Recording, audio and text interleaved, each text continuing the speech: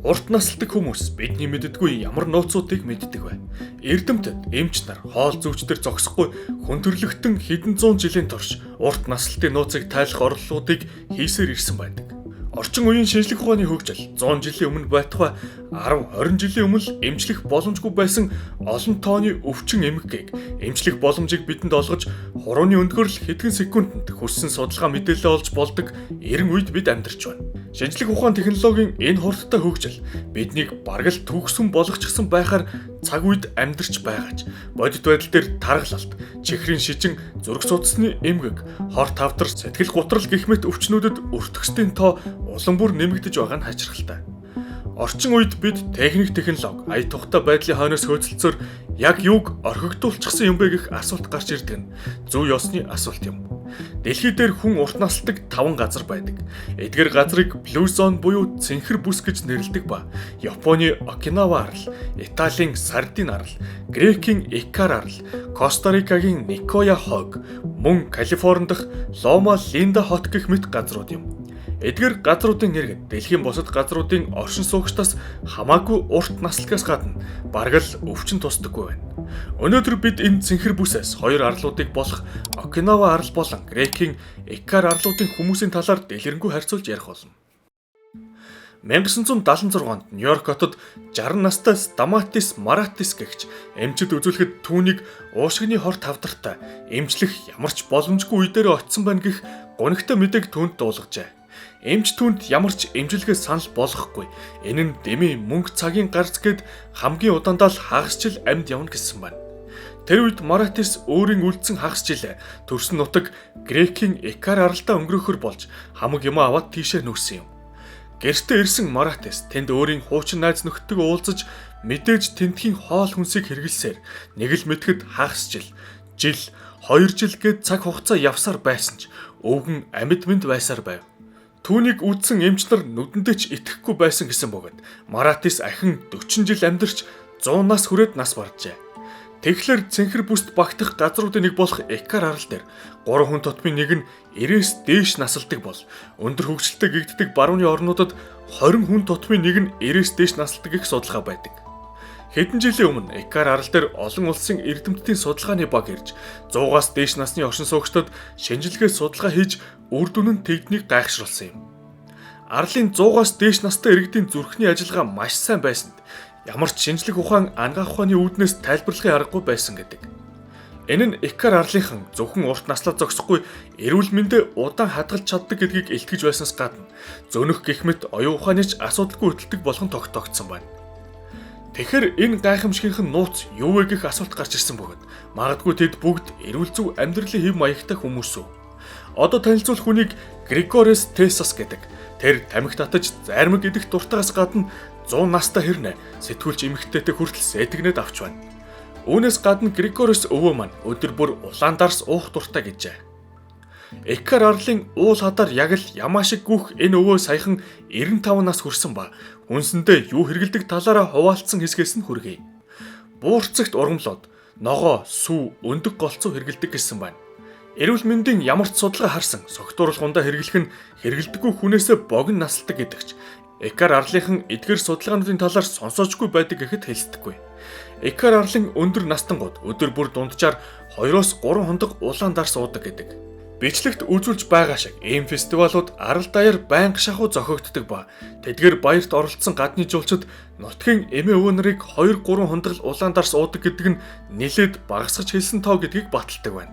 Тэгэхээр харж байгаачлан бидний ойлголтод байдаг эрүүл зөв амьдралын хэм маяг Икар арлын эмээ өвөө нарт төдийлөн алга. Жишээ нь энэ завчин өвөө гэхэд 95 настай. Тэр ч мөн адил дарсан дуртай нэгэн бөгөөд дарс бол хоолны хамгийн гоё хэсэг гэв. Икар арлынхан улаан дарс ихэр хэргэлдэг учраас ингээд урт наслаад байна гэвэл энэ нь маш тэнэг хэрэг болно. Тэд огт удаггүй байсан бол илүү урт наслах байсан бидзээ. Гэхдээ тэдний хувьд улаан дарсгүй амьдралыг төсөөлөхин аргагүй гэсэн бөгөөд тэд үүнийг хоолны хажуугаар голчлон хэргэлдэг. Икар арлынхан дарсаа олон янзын амттай эрүүл хоол хүнсний хажуугаар хэрглэх нь хоолыг илүү амттай болгодог гэж үздэг байна.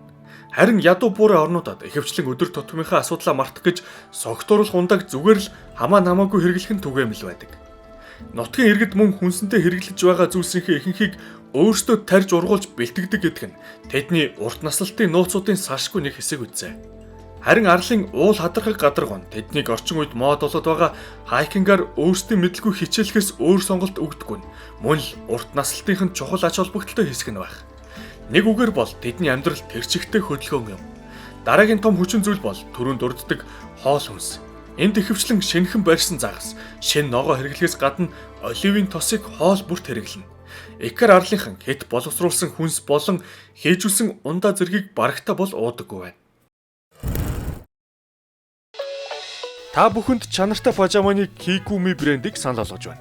Бичлэгийн доор үлдээсэн вебсайтаар зочилж таалагдсан амьтдын пажамагаа 24 цагийн дотор хүргүүлэн аваарай.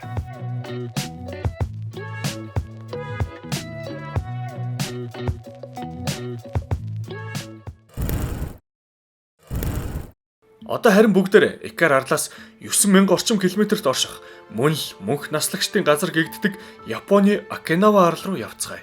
Энд та Япон гэхэр л төсөөлөгддөг тэнгэр баганцсан барилгуудтай том хот, өдөрт хэдэн мянган хүн зөрөлддөг гарц уулзуурууд болон өнгө өнгийн неон гэрлэн самруудыг олж харахгүй. Харин хүний гар хүрээгүй шахуу байгаль, номин өнгийн далайн ус, далайн эргийн элс, наргил мод зэргийг олж харах болно. Гэхдээ энэ газар үргэлж ийм диважингийн мэт байгаагүй. 1945 онд Окинава арал тухайн бүс нутгийнхаа хамгийн халуун цэг байсан. Энд Америк болон Япончууд байлдаж, арлын барилга байгууламжийн 90 орчим хувь нь бөмбөгтөлтөнд өртсөн гэдэг. Гэвч одоо үед Окинава арал дайны үнс нурман доороос сэргэн босч, энтхийн иргэдэн дэлхийд хамгийн эрүүл сарвал урт наслдаг хүмүүсийн тоонд ордог газар болжээ. Хэрвээ та 100 насыг давж урт наслахыг хүсэж байгаа бол Япончууд тэр аргыг маш сайн мэдэх учиртай хүмүүс юм. Дэлхий дээрх хамгийн урт настай 20 хүний 12 нь Япон улсын иргэд байдаг нь үүнийг гэрчлэнэ. Тэгэхээр тэд яаж ингэж урт наслаад байна вэ? Энд галт зэвсэг ашиглаж хүн хөнөөх явдал бараг байдаггүй бөгөөд жилд бүхэл улс даяараа 9 удаа л галт зэвсгээр халдлага үйлдсэн байна. Энд ч гэсэн тодорхой хэмжээгээр тэднийг урт наслахад нөлөөлдөг л байх. Гэхдээ үүнээс илүү чухал зүйлс бий.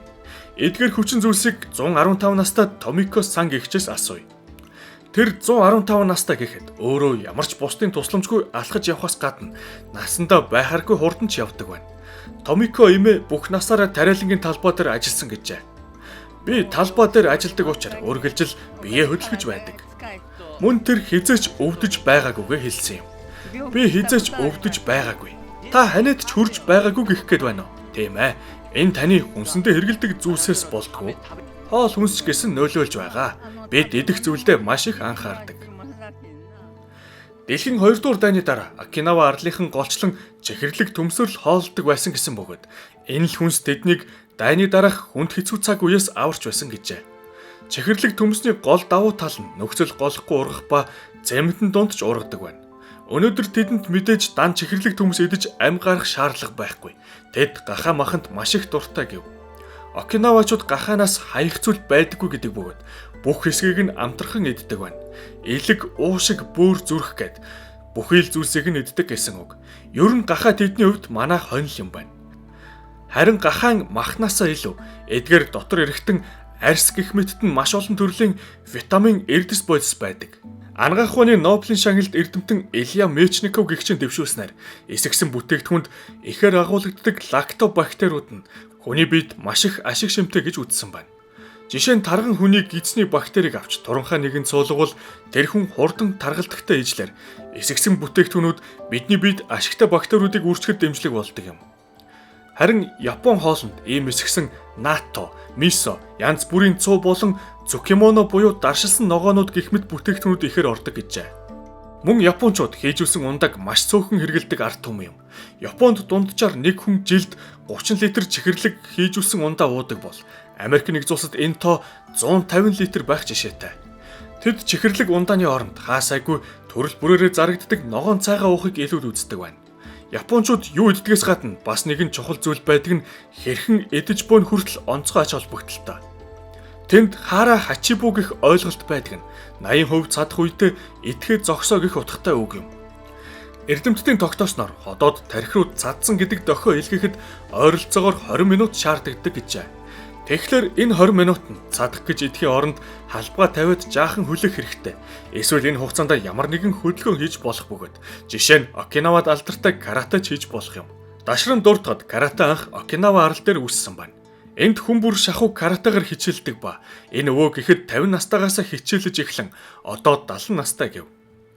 Тэгэхээр Икар арлын болон Окинава арлын эмээ өвөө нар хэдий асар хол зайд огт өөр нийгэм соёлын үнэт зүйлстэйч гэсэн тэднийг нэгтгэж байгаа гол зүйл нь тэд бүхий л амьдралынхаа турш маш их хөдөлгөөн хийдэгт байгаа юм. Үүнээс гадна тэд маш нийтж байгаа нь мөн ижил шинжинд болж байна. Санаж байгаа бол Икар арлынхан байнга шахуу зохиогддог оройн фестивал уулзалтууд болж байдаг бол Окинавачууд ч дутхгүй нийтж гэжээ. Судалгаагаар хүн найз нөхөд гэр бүл ойр дотныхонтойгоо ойрхон уулзалтаж байх нь эрүүл мэндэд сайнаар нөлөөлдгийг нотолсон байна. Хүн тэтгэврт гараад ажил хийхээ болоод өөрийгөө хэрэггүйгээр мэдрээд төдөөдөлгүй нас барсан гэх харамсалтай түүхүүд бишгүй байдаг шүү дээ. Харин эдгээр хоёр арал дээр хөгшчүүл өөрсдийн хэрэгцээг өдөр бүр шахуу мэдэрч нийгмийн нэг хэсэг байхаа болдгүй нь урт наслахад мөн баггүй үүрэг гүйцэтгэдэг гэж үздэг. Икарчууд улаан дарс уух дуртай байсан бол Япончууд ч тэднээс төдийлөн дутахгүй гэжээ. Тэд өөрсдийн 60 градус хүрдэг үндэсний согтуурлах ундаа болох аваморыг уухаас гадна цуглан шар аригч ууцгах дуртай. Гэхдээ аль аль нь хэтрүүлэн хэрэгэлдэггүй гэдгийг санаарай. Хэмжээнээс хэтэрсэн юм болгон аюултай.